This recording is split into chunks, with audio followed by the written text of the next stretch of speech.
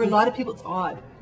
Why would an environmental group be opposed to green power? I mean, initially when I heard about green power, when you hear about hydropower, you think, oh my God, with climate change and global warming, bring it on. Doesn't matter, who's producing it, where it comes from. It's clean, it's green, it's not producing carbon. And then what we did, we started looking a little bit more closely at what the government was calling green power in regards to hydro in British Columbia. And when we looked really closely, we were pretty shocked. And, BC typically, up until 2002, they bought their hydro from BC Hydro, which was a Crown corporation. And that the money that came from BC Hydro flowed back to public coffers. There was, by no means were the big dams perfect, and there was environmental impacts, but there was public oversight, there was public input. And then in 2002, the BC government decided that BC Hydro can no longer develop and create hydropower. And so it went to the private sector. And what we have is we have a gold rush right across the province. That in 2007, there are up to 500 applications to put in private power projects on pristine streams and rivers across British Columbia.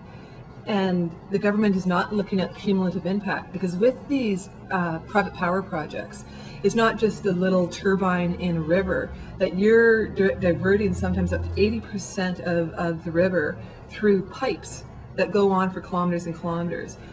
And with those transmission lines, you have to log. And the transmission lines can go from tens of kilometers to hundreds of kilometers. And then you multiply that by 500 times, and you have a problem. And that's what we realize, is that we have a problem in BC. The public is nowhere to be found.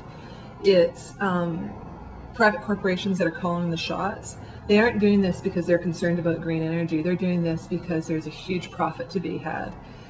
And I hadn't seen a private power project until I went up to the Ashley River, which is near Squamish.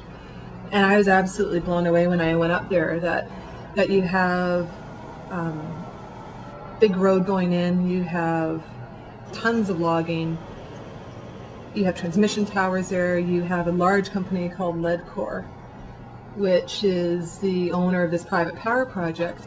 And so you had what was 5 years ago, the Ashley, which was a wild river, is now a construction zone.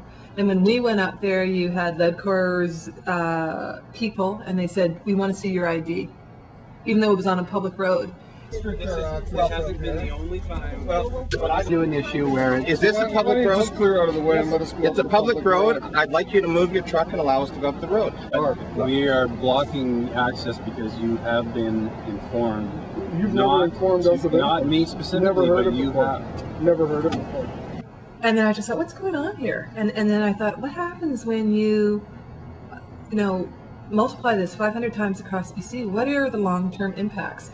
And also, not just from the fact that no longer is money that's been generated from these projects flowing to the public purse, but what are the long-term ecological impacts of these power projects?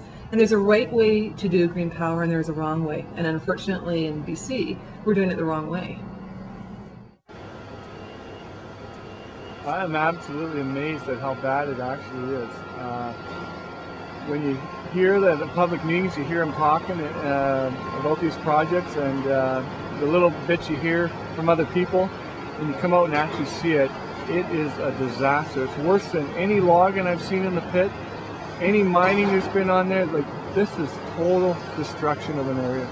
The reality is the impacts of the actual construction of the site is such that it couldn't be called green on any terms. It's a massive impact on the habitat, on the wildlife in the area. It's not a project that is in the best interest, certainly, of British Columbia. They're trying to do the public. This is not green. When you have such incredible impacts on fish, on the environment, on the scale of this project, this is so far from green. It just appalls me.